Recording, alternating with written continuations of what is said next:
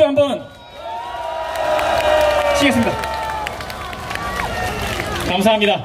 자, 여기 모이신 분들 다 같이 구호 한 번 더 외치고 진행하도록 하겠습니다. 제가 선창하면 여러분들 후창해 주시면 되겠습니다. 중국몽 따라쟁이 공수처는 꼼수처, 누굴 위한 정부인가? 우리도 국민이다. 이것이 정의인가? 대답하라 문재인. 네, 감사합니다. 네, 뒤쪽에 계신 분들, 뒤에 많은 분들이 계시다면은 조금 앉아서 뒤에 분들도 보실 수 있게끔 협조해 주시면 감사드리겠습니다.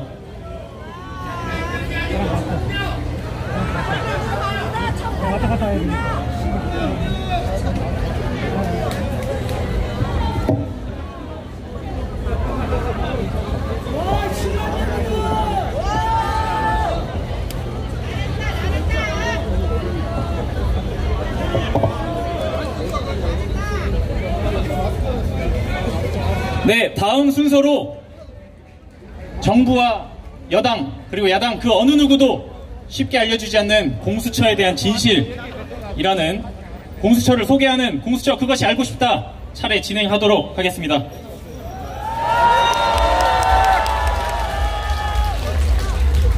네, 여러분, 엊그제 리얼미터에서 이런 여론조사가 나왔습니다.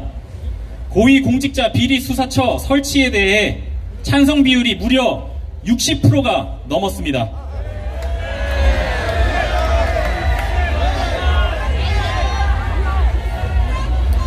그런데 말입니다. 그 당시 네이버 실검 순위도 혹시 알고 계신가요? 공수처 뉴스가 나올 때마다 공수처라는 단어가 실검 상위에 오르더군요. 이는 공수처라는 것에 대해 잘 알지 못하는 사람들이 많다는 것입니다. 찬성과 반대 어떤 의견이 되었든 일단 어느 정도 아는 상황에서 의견을 내야 할 것입니다. 그래서 우리 함께 알아보는 시간을 갖도록 하겠습니다.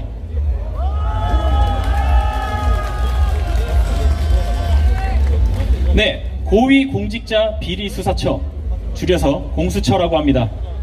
말 그대로 고위공직자의 비리를 수사하는 기관입니다. 여러분, 고위공직자라고 하면 누가 먼저 떠오르시나요?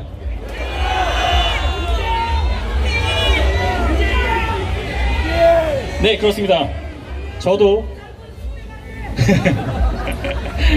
문재인 대통령이 떠오르는데요.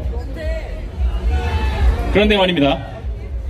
대통령은 헌법상 불소추 특권이 있어서 수사 대상은 되어도 기소는 당하지 않습니다. 그리고 상식적으로 어느 누가 대통령의 자리에서 본인 이름으로 직접 비리 행위를 저지르겠습니까? 가족이나 주변 사람들의 이름으로 하지 않을까요? 하지만 이들 역시 공수처의 수사 대상이 되지 않습니다. 원래는 가족도 수사 대상에 있었는데 누구의 입김이 작용한 것인지 빠지게 되었습니다. 여러분, 대부분 우리가 분노하는 부정부패는 살아있는 권력을 가진 곳에서 나오지 않습니까?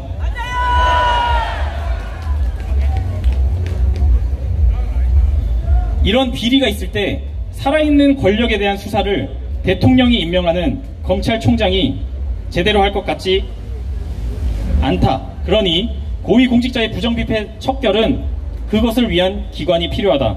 이것이 공수처 논의의 시작이 아니었나요?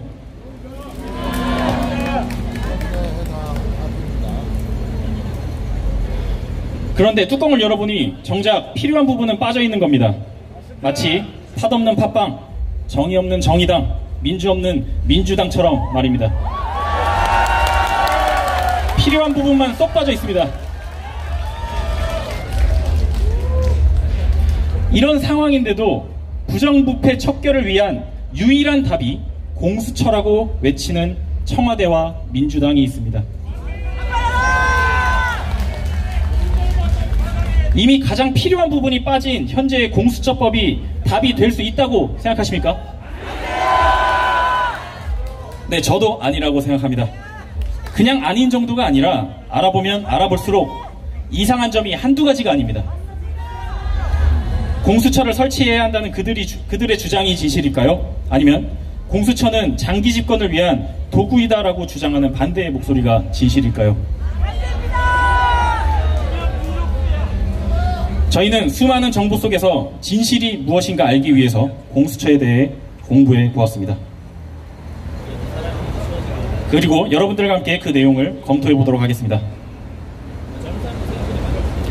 일전에 아주 정의로우신 한 앵커가 이런 얘기를 한 적이 있습니다. 악마는 디테일에 있다. 네, 악마는 디테일에 있는 법이죠. 그럴듯한 말 속에 숨어있는 디테일, 우리가 무엇인지 먼저 살펴보겠습니다. 먼저 공수처는 수사권과 기소권을 모두 보유하고 있습니다. 뭔가 이상합니다. 애초에 검찰개혁의 명목은 글로벌 스탠다드에 따른 수사권과 기소권의 분리 아니었나요? 개혁을 위해 공수처를 만들면 이제 공수처 개혁을 위해 또 뭔가를 만들어야 하는 건가요? 그리고 두 번째, 공수처는 수사 과정에서 우월적 지위를 갖습니다. 공수처는 배타적 관할권에 의해 일방적 판단으로 타 기관에서 수사하는 사건에 이첩이 가능합니다. 즉, 맘대로 자기들이 담당하겠다고 사건을 뺏어올 수 있다는 것이죠. 심지어 이렇게 빼앗아온 이후 시간을 질질 끌어도 이의 제기가 불가능합니다. 그리고 셋째로, 공수처가 기소할 수 있는 기소 대상은 법원, 검찰, 경찰뿐입니다. 대통령, 국회의원 등에 대해서는 수사를 할 수 있지만 기소를 하는 것은 불가능합니다. 그렇다면 애초에 공수처가 존재해야 할 이유가 무엇인가요? 비리는 법원, 검찰, 경찰만 저지르는 것인가요? 자, 여기까지 봤을 때 여러분은 어떤 생각이 드시나요? 공수처라는 기관이 정말 말 그대로 고위공직자의 범죄 수사와 검찰 견제를 위한 기관인 것인지, 아니면 고위공직자의 범죄를 비호하고 검찰을 장악하고자 하는 권력기관인지 여러분들은 어떻게 생각하십니까? 네, 다음으로 공수처가 설치된다면 그 공수처를 과연 누가 지휘하게 될지에 대해서 알아보겠습니다. 당연히 공수처와 같은 비리감찰기관의 장이라면 독립적이고 중립적 위치에 서서 공명정대한 수사를 할 수 있는 사람이 되어야 할 것입니다. 현재 한국에 공수처가 생긴다면 공수처장은 7명으로 구성된 공수처장 추천위원회에서 6명이 동의해야만 후보자가 될 수 있습니다. 7명 중 6명입니다. 심지어 야당 추천위원회 동의가 없다면 공수처장의 후보가 될 수 없다고 하니 얼핏 보기에 매우 공정해 보이지 않나요?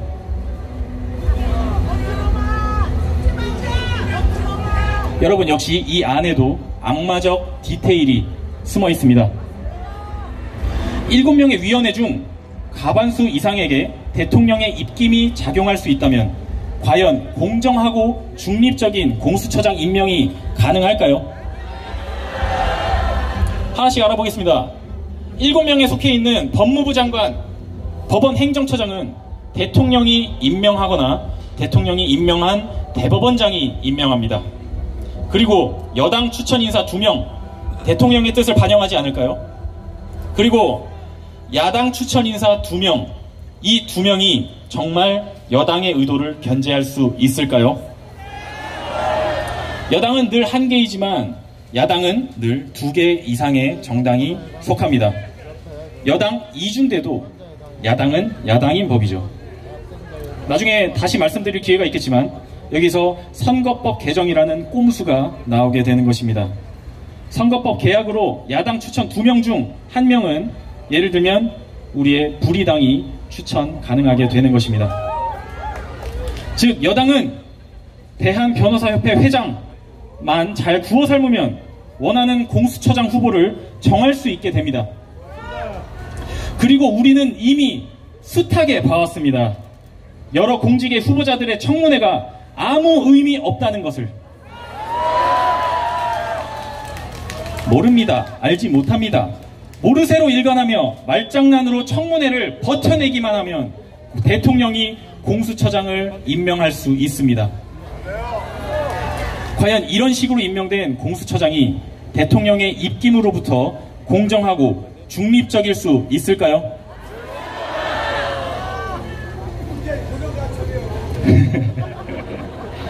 네, 그리고 공수처 검사 인사위는 대놓고 자기 입맛대로 휘두를 수 있는 구조입니다. 공수처 임용 검사의 과반 이상을 대통령과 집권 여당이 추천합니다. 사실상 대통령이 정하는 공수처장, 그리고 이 공수처장이 지목한 공수처 차장, 대통령의 입김에 자유롭지 못한 고검장이 임명하는 법무부 차관, 대통령이 임명한 대법원장이 임명하는 법원 행정차장, 그리고 여당 추천 1명, 그 외 야당 추천 2명이 공수처 검사위에서 활동하게 됩니다. 절대로 정치적 중립성이 보장될 수 없는 여당 인사가 대놓고 과반인 편파적인 상황입니다. 자, 우리 다시 한번 생각해 봅시다. 이 정부가 가장 잘하는 일이 뭐였죠?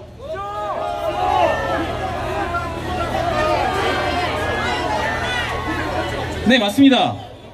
이 정부가 가장 잘하는 일은 쇼입니다.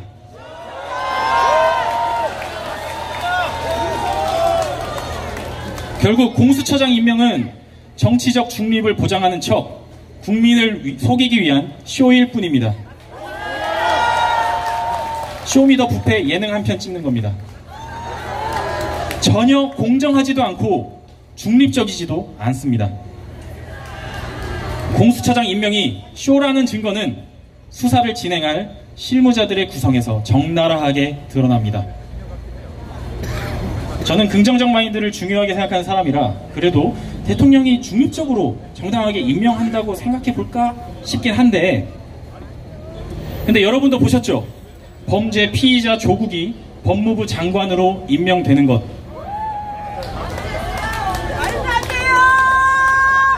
국민이 뽑은 국회도 막을 수 없었습니다. 오히려 여당의 국회의원들은 국민의 뜻보다 대통령의 뜻대로 움직이며 눈물의 실드를 쳤습니다. 아마 자괴감이 들었을 겁니다. 그들도 사람인데 부끄러웠겠죠. 네, 어찌되었든 며칠 전에 무슨 일이 있었죠? 혹시 알고 계십니까? 계좌 수색영장 기각이 있었습니다. 여러분, 금융범죄에서 자금 흐름을 추적하지 못한다면 과연 무엇을 증명할 수 있겠습니까? 금융범죄 수사에서 자금 흐름을 파악하는 것은 기본이자 가장 강력한 증거가 됩니다. 그 기초를 조사하기 위한 영장을 기각한 것입니다.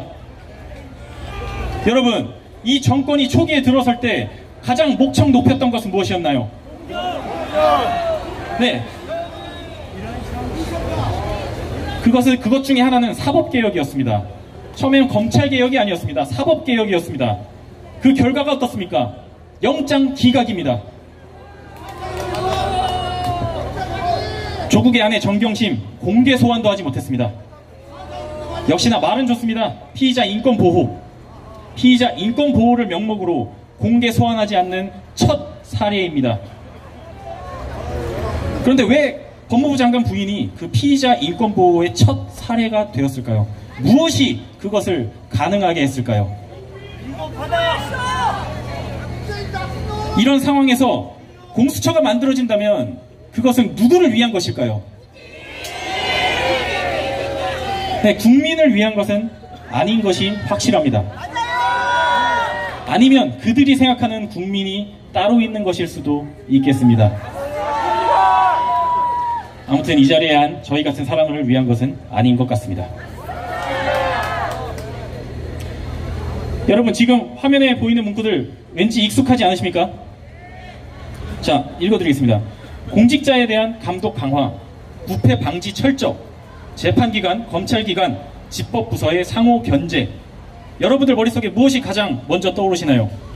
우리나라 공수처가 하게 될 일과 비슷해 보이시나요? 이 법이 우리나라 공수처법일까요?